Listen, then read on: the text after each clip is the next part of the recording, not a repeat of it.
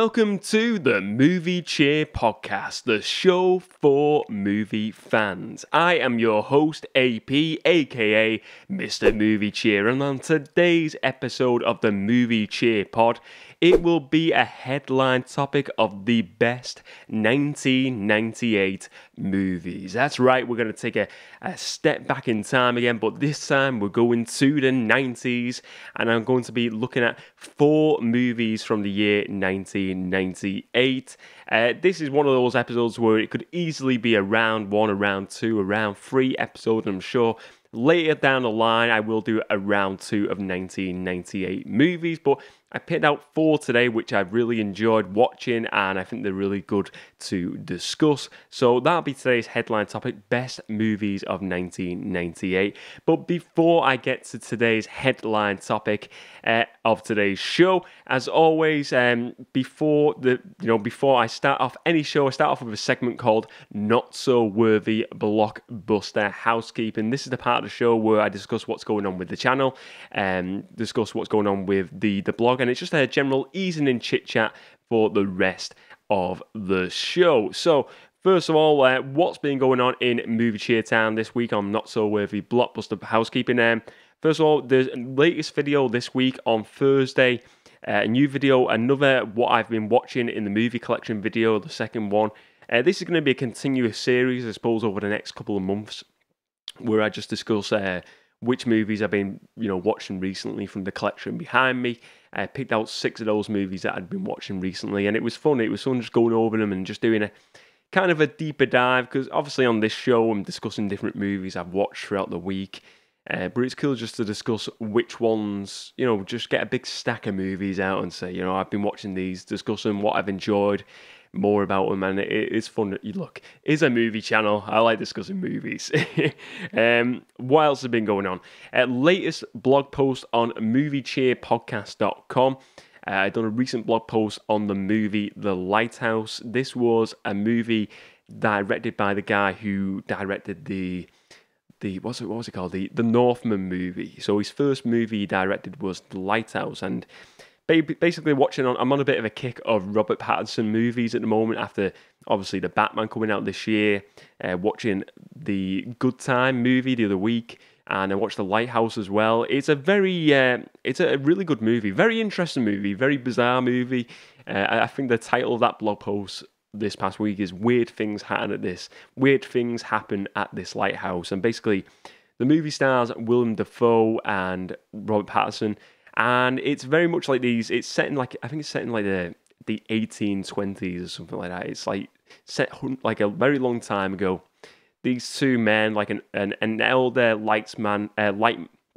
lighthouse sort of worker, lighthouse keeper. That's the word I was looking for. And then you get this young guy coming in, Robert Pattinson character, for work on this lighthouse, and it's just very, you're not really sure what's really going on sometimes, and you think you may be sussing out what's going on, but it's just a very odd movie. But it's a very interesting movie. I think it's got like them vibes of like a Fight Club at times. It's got them sort of vibes to it, where you're just kind of not sure. Like it's saying like an Inception, you're not really sure what's going on with it, but it's a really interesting movie. I did find some of the scenes quite heavy, I'll be honest, and I'm not really used to them sort of like scenes where it's a bit, violence and heavy nature of a movie's content. It did have that, I'll be honest with you. So if you're a bit squeamish, maybe it's not for you. I found like I got through it, but there was definitely moments where I thought, wow, that's a bit heavy, some of the scenes there. But it's really an interesting movie. I think if you can handle it, watch it. It's a really interesting watch, The Lighthouse. That's what's been on the blog post this past week. I've been filming some more videos. So basically at the end of next month, I'm going to be taking a little short planned break from YouTube again. I do this every 3 months now, just to chill out for a few weeks, not do any content, just to take a break. I think always taking a break's good. So I'll be doing that at the end of the next month, and I'll let you all know when it's like the final video for a while. But I've been filming basically all the Thursday video content up to the end of like this month and next month. So I'm all done for Thursday's videos up until the end of point where I'm going to take a break at the end of next month. And yeah, I've been filming more movie curator shelf club videos. Really enjoying them at the moment, and they've been fun to do. And there's going to be a few more videos in between. I'll probably film when things crop up on new little ideas for videos. But yeah, I had a really productive week on filming content, filming like a month's worth of content this past week. It's good to get ahead of the game, I find, with doing YouTube, just getting videos stacked up, and it just makes you, I feel like sometimes you can then like put out better videos when you know you haven't got to like rush and make a video sometimes. So it's always good to get ahead of the game. So that's what's been going on. Patreon-wise, this coming Monday, there will be another bonus podcast coming up on Patreon. You can join Patreon for less than for $1 minimum. It's just loads of bonus content. If you like what you're seeing here on the Movie Cheer podcast main YouTube channel and you want a bit more content, it's there if you want it. Don't feel like you have to have it, but it's there. You can come and go as you please when it comes to Patreon, which is cool. Another big thing this week, though, I finished the movie watch list, what I put together last year. It's kind of took me longer than I thought it would to watch the first 10 movies because I've been watching other things in between. But finally finished watching Akira. Akira, I don't know if I'm pronouncing it right. It sounds like in the movie they pronounce it Akira. I watched the English dub of it. I didn't watch the one with the subtitles because I just, sometimes I do struggle just to concentrate. Watch the English dub of that. I feel like I'm not going to discuss it in full, that movie, on today's video. I feel like that's a movie that really deserves to have a full video. And maybe one week on the Movie Cheer pod, just do a full video dedicated to discussing Akira, however you pronounce it. It's an interesting movie, I'll say that for sure. Is it one of my favourite animes? I wouldn't say, but I feel like with Akira, first of all, the animation is great, stunning animation. I feel like it's a movie I need to watch a few times to really grasp the story elements, the plot, the characters, and I didn't dislike it. It was I'm still like on the fence on it. I'm on the fence. I didn't think it was the world's best movie, but I didn't think it was awful. I feel like it's one where maybe after a few watches, it probably becomes my favourite movie of all time. I don't know. Maybe it doesn't.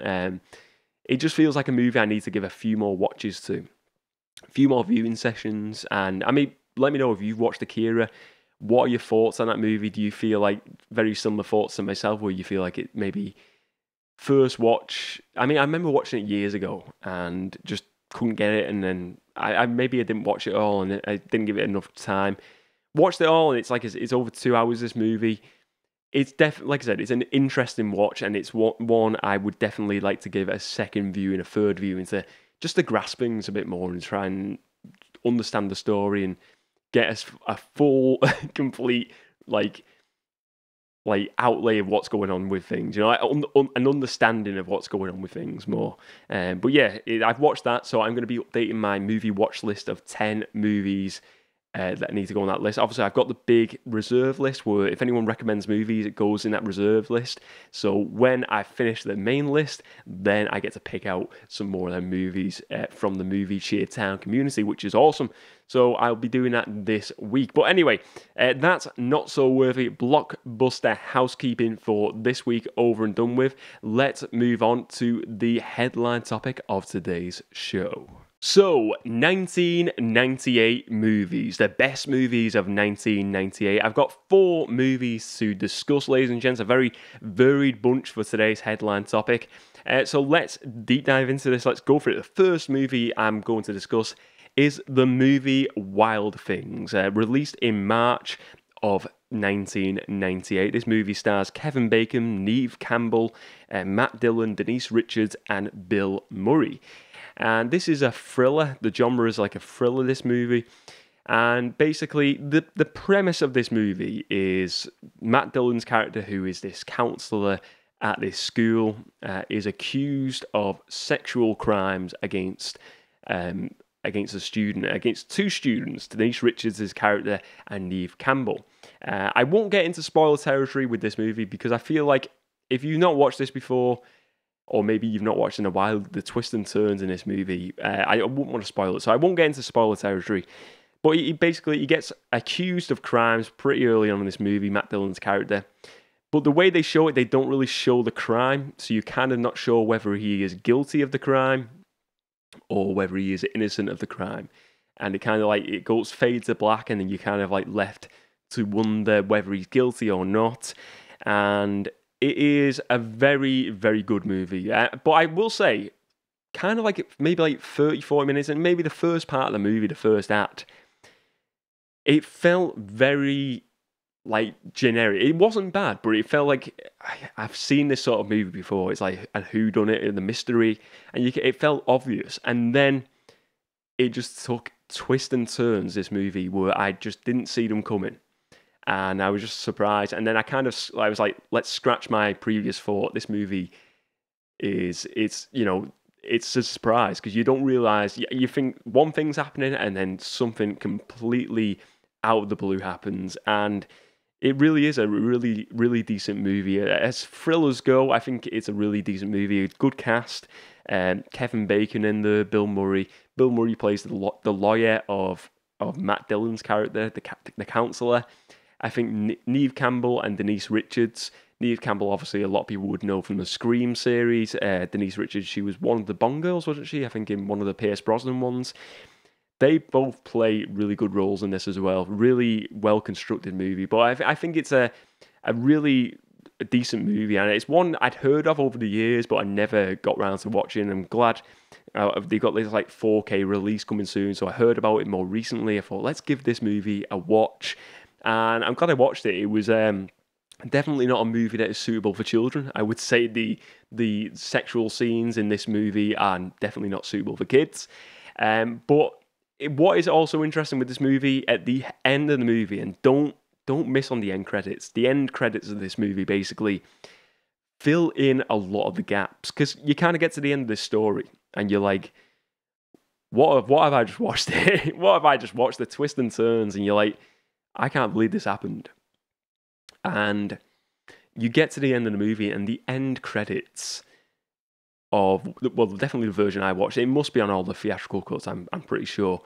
It shows all like of the in-between moments of what's going on. So, for instance, like I said, where the actual crime happens, where he was accused of the crime. Anyway, it blacks out, it fades to black, and in this scene, it kind of shows all of the events in between them scenes that you don't see. And the end credits really shine a further light on this movie and like kind of show a lot more, and it's kind of interesting to watch, and it's good the way they've done it at the end credits. This movie as well, surprisingly, has 3 direct-to-DVD sequels. I don't think any of the sequels have any of the original casting by the looks of it. They all seem like just random takes on this movie and trying to redo this movie in some way, shape, or form. I don't think I'd watch the other ones. I don't think... Let me know if you've watched the sequels to Wild Things. Let me know, are they any good? But this one is a really good movie. I really like the setting of this movie. I like the characters. I think the cast is really solid.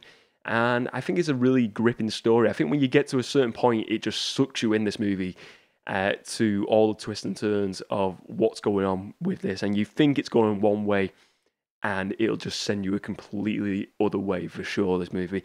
But that is Wild Things, the first 1998 movie I want to discuss. Let's move on to the next movie of 1998, and we go now to a movie released in June, and the movie is The Truman Show, starring Jim Carrey. Also stars Ed Harris as well in there.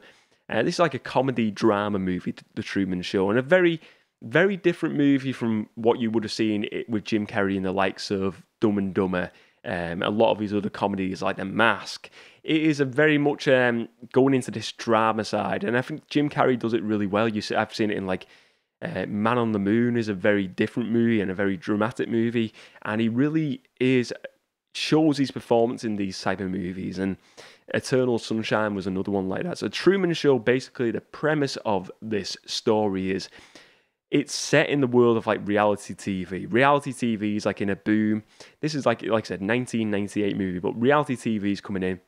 And basically what happens, this young kid is adopted by like a TV station. And this young kid, Truman, played by Jim Carrey, lives his life on camera. And he doesn't know he is part of a TV show, The Truman Show.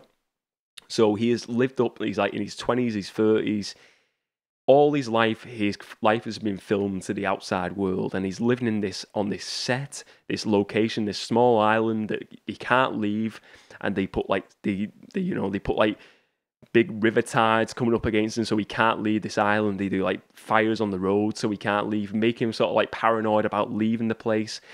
And it's a really, really good story. I've watched it years ago, and it's one movie I've always enjoyed watching, The Truman Show. And he comes to realization within this story, basically, that something's not right, and he starts to see little things, like he starts to see the film crews in elevators, and he comes to the realization, that he is in a TV show. He realizes it, and it's kind of about the discovery of him being in a TV show, and that the world he is in is not real, and him wanting to escape and basically go to the real world.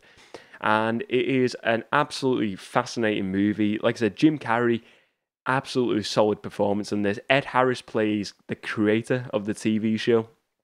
So he's kind of like God within this movie. He's in the background all the time. He's kind of like God, and he's like a father. He feels like he's like a fatherly figure to Truman, even though he has never met Truman in person, basically. And it's a really interesting story. And like I said, he plays, it's like a comedy, but it's more of like a drama. You feel sad for this guy, even though there is like comedy moments in this, but it's not like a Dumb and Dumber. It's not like jokes, laugh out loud. But it's a really very good story, very well put together movie, well constructed movie. And yeah, I think this is a sort of movie that I can see being made into a TV adaptation at some point in the future. I wouldn't mind it. I think like a sequel wouldn't work. A reboot for me just wouldn't make any sense to do a reboot of this movie or a remake. I think if anything, I would do a TV show reboot. I think it would be interesting to see a TV show and just to fill in more details, and you could go into even more detail. And maybe it doesn't have to be a Truman Show. It could be maybe they get another kid who was in this reality show model and brought up on the screen. But I think it's weird. I imagine it's kind of like you think like now with social media and kids and adults, there's cameras everywhere. Everyone's got a Facebook and Instagram account.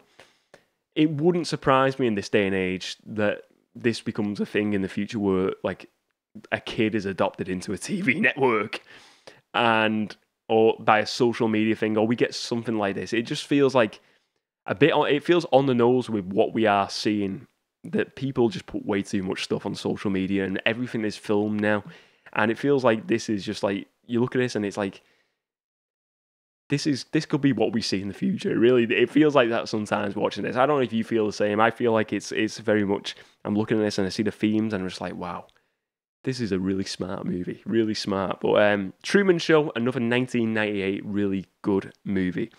And now let's move on to the third movie of today's headline topic, ladies and gents. The third movie I want to discuss is Lethal Weapon 4. The fourth movie in the Lethal Weapon franchise, starring Mel Gibson and Danny Glover as well as Riggs and Murtaugh. The two cops is a buddy cop, comedy drama, Lethal Weapon. And I will say I'm a big fan of the Lethal Weapon franchise.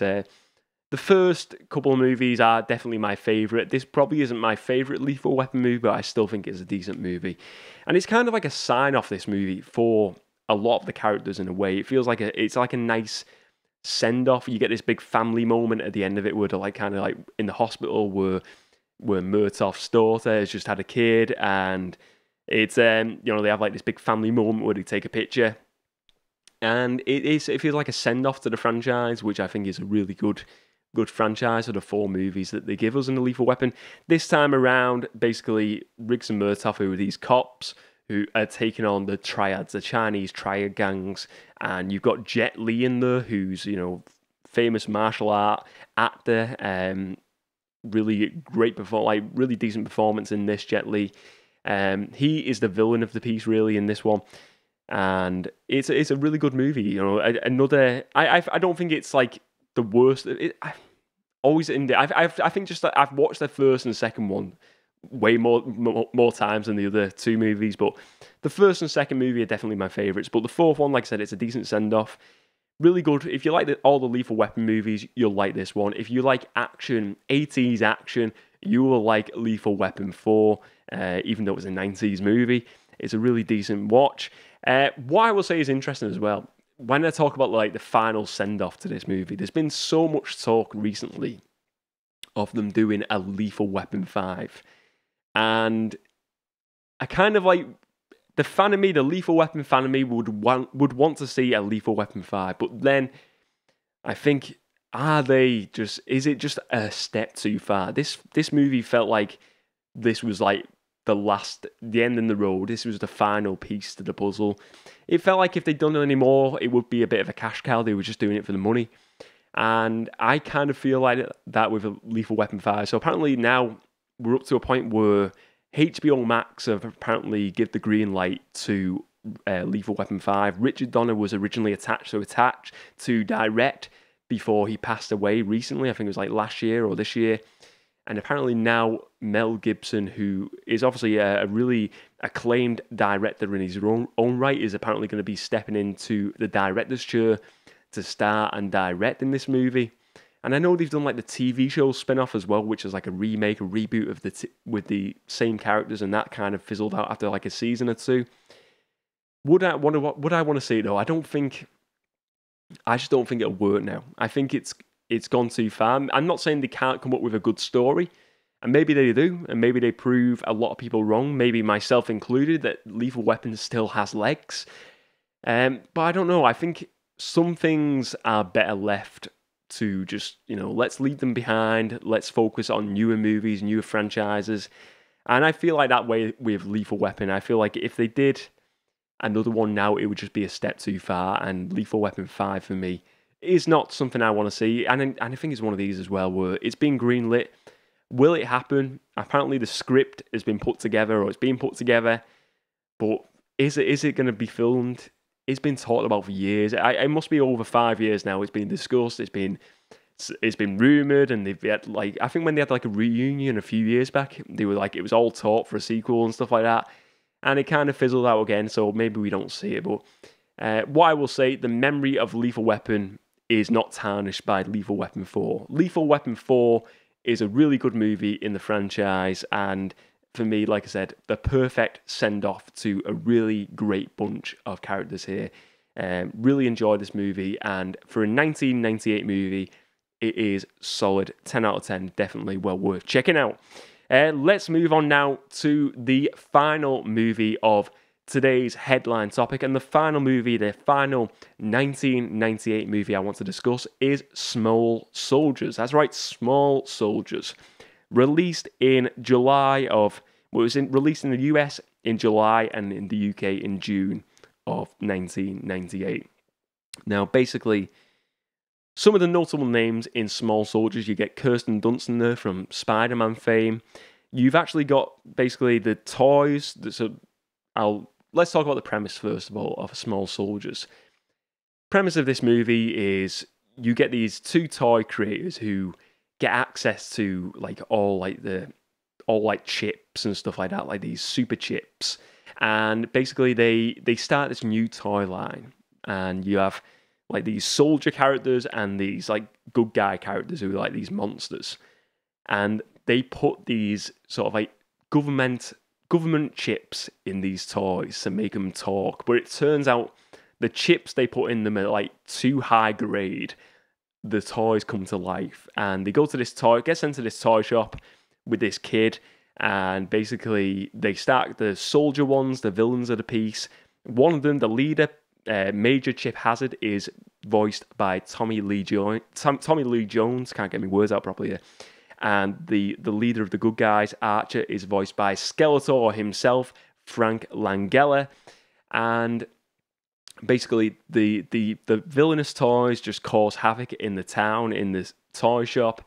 And then you see the ones led by Archer, the Frank Langella character, join up with the human character in this movie to take on the soldiers, the small soldiers, the villains of the piece. And it's just a really, Really good movie, and it's one where like the CGI still to this day lives up for a 1998 movie. Because I think like some of the Star Wars, like Phantom Menace, it looks a bit bad, doesn't it? Sometimes the CGI, and you look at the CGI in this. I think it's really decent for the time for a 1998 film, for a movie that is over 20 years old now.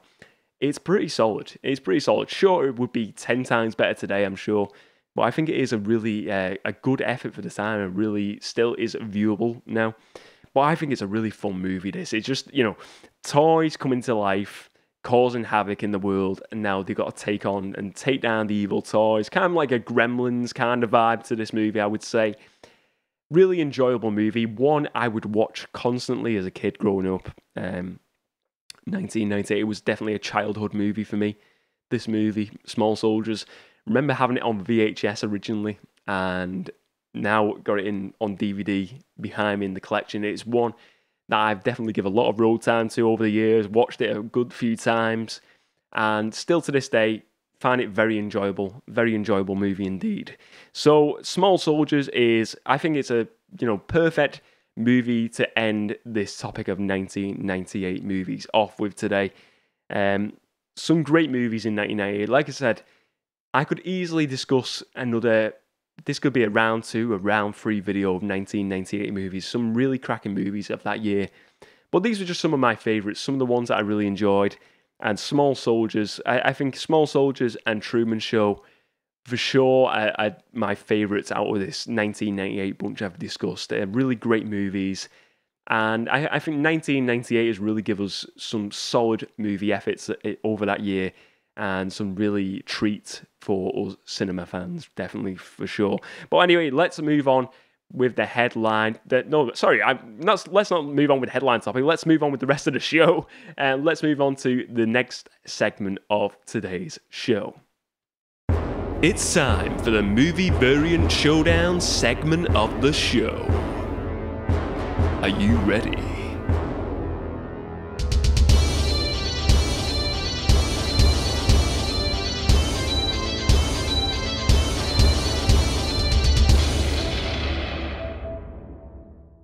Movie Variant Showdown. Each and every week I choose a different representative of a movie property, whether it be a character, a movie, a case cover, a poster, whatever it may be, and I put it up against another variant of that representative. And today on the show, on Movie Variant Showdown, I will be looking at the original 1994 Lion King movie and put it against the variant here, and the variant is the 2019 live action remake. So basically, let's start off here with the 1994 movie.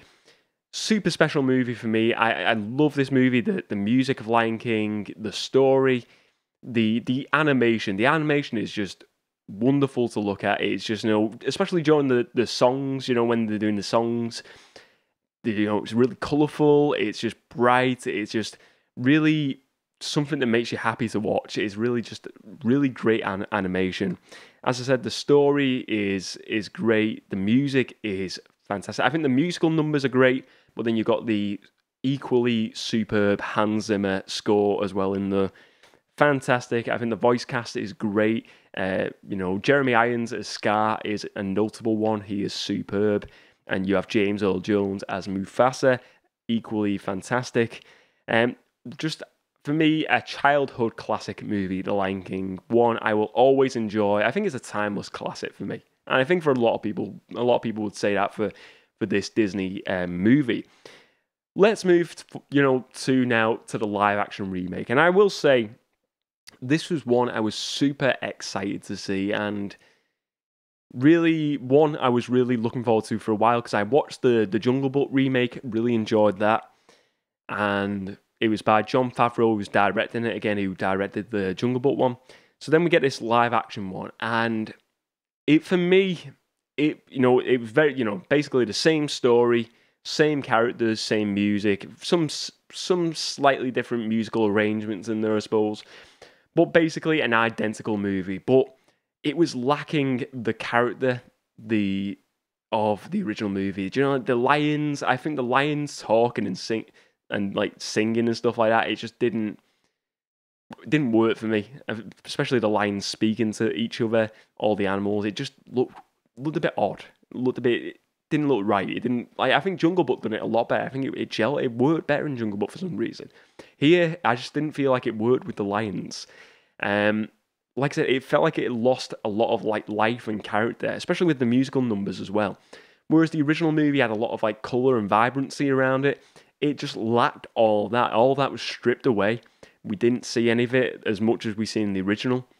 And yeah, like I said, very similar story, very much the same story, but really just for me, it's a stunning piece of cinema what they've done. I think what they've done with it's great to see. I think just like the advancement in cinema that they can do this sort of stuff is really good. And I think it does work with some movies. Like I said, Jungle Book, for me, it worked really well. But for the Lion King remake, it just didn't work. It just felt out of place. It didn't feel right.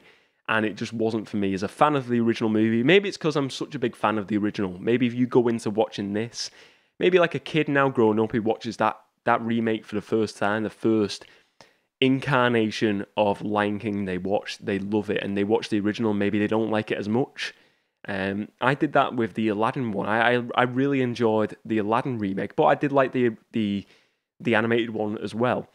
But Lion King, the OG 1994 release versus the Lion King 2019 remake, which wins on movie variant showdown? For me, it's obvious. It's the 1994 Lion King movie. I think it is far superior, a much better movie, more fun, vibrancy. It's just a movie that I can watch and really enjoy and sink into.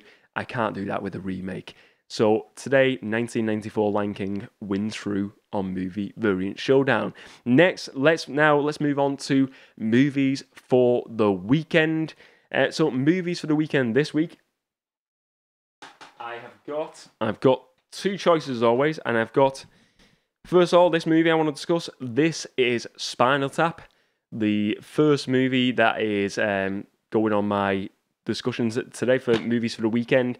Great comedy. I've done a recent video on this more recently, so a video upcoming on this it'll be featuring in a future video anyway. A fantastic comedy. They're going to be doing a sequel to this soon as well. They announced it that it's going to be going to HBO Max next year, I believe, and it's the whole original cast coming. I don't think it'll work. I think, like with Dumb and Dumber, like when they do these remakes, these sequels, it never works out. I think leave this be.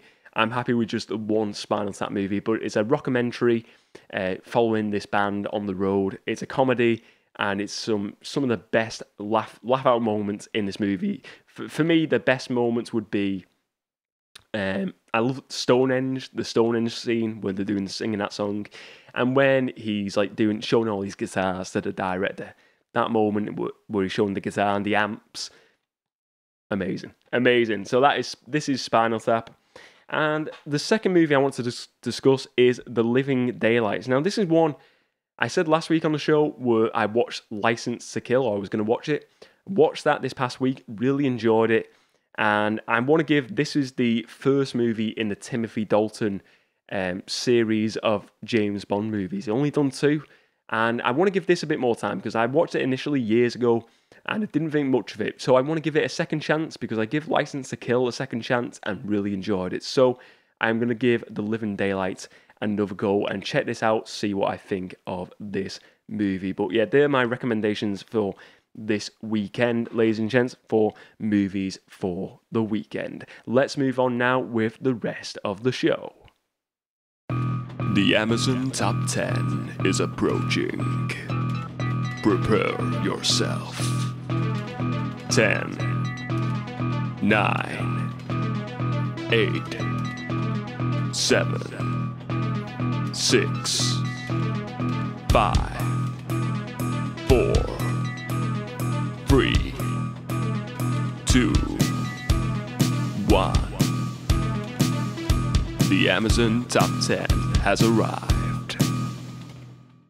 So, the Amazon Top 10 for physical media sales on Amazon.co.uk, the best sellers list for this week in DVDs, Blu-rays, and 4Ks. Let's see that top 10 list for this week. So first of all, we got at number 10, the Downton Abbey: A New Era movie on DVD. That is at number 10 in the Amazon top 10. At number 9, we have the Police Story 4K Ultra 4K release of the Police Story trilogy. That's the I think it's the Jackie Chan movie. I've seen a trailer for that. I think is it an Arrow release or Kino Lorber? I'm not too sure. I think it might be. I don't think it's Arrow. I think it's Kino Lorber. Is it Kino Lorber? I'm pronouncing that right. That's at number 9. At number 8, we have No Time to Die, the DVD release. And number 7 is the Blu-ray of Spider-Man No Way Home. And number 6 is the Batman. That is the Blu-ray of the Batman. And number 5, it's the DVD release of Uncharted. And number 4, it's the DVD release of Spider-Man No Way Home. And number 3, it is Disney's Encanto on DVD. And number 2, it is Belfast on DVD. And at number 1, still top of the Amazon top 10, the movie Sing 2 on DVD. That is at the top of the Amazon top 10 still. But anyway, let's move on now with the next part of the show. Next part of the show is Movie of the Month. Each and every month, I give you my movie of the month, and this could be a new movie, an old movie, something I've been watching recently. And one I have watched this month, the month of May 2022, is the movie Uncharted, the Tom Holland and Mark Wahlberg adventure movie, treasure hunting adventure movie, I should say. Basically, it's based on the video game series of the same name. And I have had a lot of fun watching this movie. I think it was a really great movie. As a fan of the National Treasure movies, Indiana Jones, it's got them vibes in it. Definitely the National Treasure vibes. So it's a really good, fun movie for the whole family. One everyone can enjoy. I watched it. I thought it was great. I really was surprised how much I enjoyed that. I didn't think... Because some of the video game movies can be hit and miss. I do think they're getting better now. I think in recent years, video game movies have improved massively. And this one, Uncharted, was a movie I really enjoyed. So that is my movie of the month for May 2022. Let's move on to what's been on the screen. Discussing what I've been watching this past week on my screen, ladies and gents. Let's see what I've been watching. Well, I will say I have been watching this. Hello there, Obi-Wan Kenobi. The Obi-Wan Kenobi TV show debuted 2 episodes this Friday on Disney Plus, and I've watched the 2 episodes now. I will say spoilers ahead for Obi-Wan Kenobi, them first 2 episodes. I will go into spoilers, so from spoiler warning in 5, 4, 3, 2, 1. Spoilers ahead for Obi-Wan Kenobi. If you've not watched it by now, turn off this show, come back at a late point, because I want to get into detail with this. So, basically, the setup of these first 2 episodes, it's like 10 years after Revenge of the Sith. Obi-Wan Kenobi is watching upon a young Luke Skywalker, and, you know, this is set, obviously, a good few years before A New Hope. But what really surprised me is this story really takes place and really takes, you know, a big look at the character of Leia Organa, the young Leia Organa. So you've got like a 10-year-old Leia, Princess Leia, and she gets taken by these pirates who, basically, you've got these Inquisitors characters. The Inquisitors are former Jedi turned to the dark side to work for the Sith, and they're going around, they're Jedi hunters. And I know these characters are featured in the Star Wars animated shows, but I don't really know much about them. But basically, you have 3 of them, like of this brotherhood of these Inquisitors, and one of them, this character called Reva, is so obsessed with hunting down Obi-Wan Kenobi. She's obsessed with it. And basically, she sets up the kidnap of Princess Leia, this young Princess Leia, who I think is a really good... the child actress who plays her is superb in the role, really good in the role. She gets kidnapped, and then you get a message from her adoptive mother and father to Obi-Wan to try and get him out of hiding to rescue their daughter. And he's reluctant at first, and he kind of like doesn't want to do it, and he says no, and then he decides, he goes to work, he's working a day job. This is one thing we learned about Obi-Wan Kenobi. Obi-Wan Kenobi steals meat from the butchers. Obi-Wan Kenobi now works at a butcher shop, basically, in a galaxy far, far away. And he steals meat to give to his his animal that like he rides around on. I thought that was pretty funny. He just robs meat every day. He just goes in, carves out some meat, and puts it down his apron. But then he gets like sick of like every day, and he decides, you know what, I'm gonna try and become the old Obi-Wan Kenobi again, and go out of hiding and try and rescue Princess Leia. And these first 2 episodes, he basically, at the end of it, he does rescue her, and it's kind of like we get that end teaser of Darth Vader in the tank, and he's all scarred, of Hayden Christensen playing that role, which is great. So obviously we're going to get Darth Vader maybe in the next episode in like full armor. But it's only 6 episodes, but I really enjoyed these first 2 episodes. I think they were really good. It looked great on screen. I think it was great seeing Hugh McGregor again. I think I said in what I've seen of the trailers, his voice has definitely changed. It's like his voice sounds older, more mature, and it feels like he's doing a more. I think he's always said this. He's always doing an impression of Alec Guinness's version of Obi-Wan, which I really like. But I do feel like it was watching it. It was getting closer and closer now, this performance particularly, to Alec Guinness, and I really enjoyed that, and I think it was really good that Hugh McGregor has put that, a lot of effort into that performance to get it right for this role. But I really enjoyed the first 2 episodes. It really made me... I enjoyed the Boba Fett TV show, and I think it was good. I think it was just... The only problem with that, it was just so... The in-between episodes, which I think everyone is aware of now, if you've not watched them, it kind of went off the main story of Boba Fett, and I think it really damaged that show in a way, but it was still enjoyable. For this, I feel like they're going to stick to this soul story of Obi-Wan, Princess Leia, and him, coming face to face, because he learns in this story that Anakin is still alive. He thinks he's dead. And Reva, this Inquisitor who's obsessed with him, she lets out lets it out that he's still alive. Lord Vader wants to see him, and you can see him like really nervous. This guy, he's like having a panic attack, and it's really good to see like this performance, and seeing this guy who he's scared of the past. He's fearful of the past. He doesn't want these 2 kids, Luke and Leia, to be damaged the way Anakin was, and he feels like he let Anakin down, and you can see it with him. And you can see him also, I love the little cameo from Tamara Morrison as well in this, as like a veteran of the clones, a clone veteran. That was really cool to see when he was in this episode 2.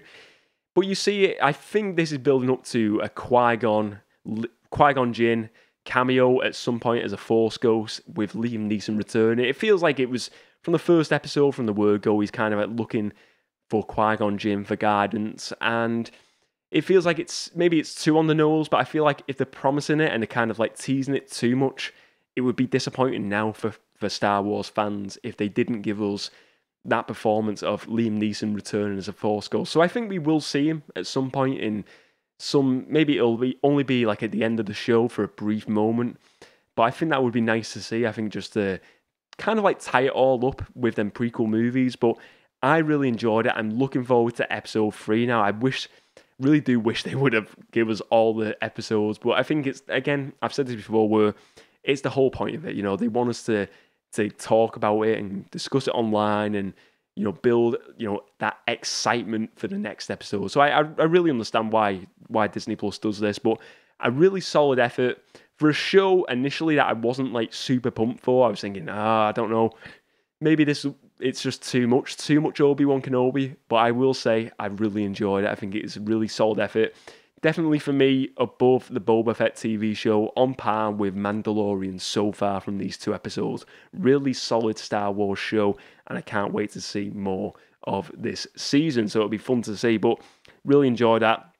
I will say one last thing, what's been on the screen this past week, the new trailer for Thor Love and Thunder dropped this past week. It's a new trailer where we got to see Christian Bale as Gore, the God Butcher, and I'll be honest, I enjoyed the first trailer. I thought the first trailer was a lot better. I think the use of the song Sweet Child of Mine was used in both versions, but I think the version in the first trailer was a lot better, and I feel like it was a bit more of a fun trailer.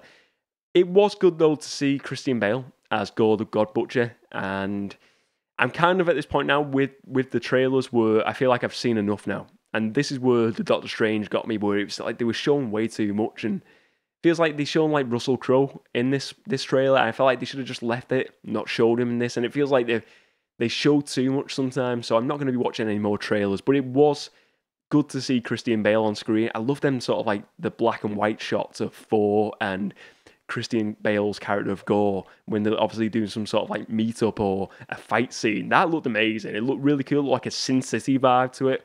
I really like that. So I'm really looking forward to that movie. I think it's going to be a great movie to see. I just wish they wouldn't show us too much in the trailers. They show way too much now, and I suppose you don't have to watch it, but you go on YouTube, stuff gets spoiled, doesn't it? You see so much stuff online, and it's just like sometimes you just want to go in there with not knowing too much about the movie. But I'm looking forward to that. I think it's going to be a great watch either way. But anyway, that is another show over and done with. If you enjoyed today's show, please do give it a like and check out the rest of the movie-related content on the channel. If you've been watching this on YouTube, please do leave a comment as well. If you've been listening to this via a podcast app of your choice, please do leave a 5-star review and make sure you subscribe to the podcast via your podcast app as well. All your support helps the channel to grow and the Movie Cheer podcast community to grow even further. Let me know your thoughts on today's topics of today's show, the 1998 movies. Which of these movies did you enjoy? What are your favourite movies from 1998? Let me know your thoughts also on Obi-Wan Kenobi. Did you enjoy the first 2 episodes of the Obi-Wan Kenobi TV show? I sure did. Let me know all your thoughts, ladies and gents. Remember to spread a bit of movie cheer. Thank you very much for watching, and I will see you next time.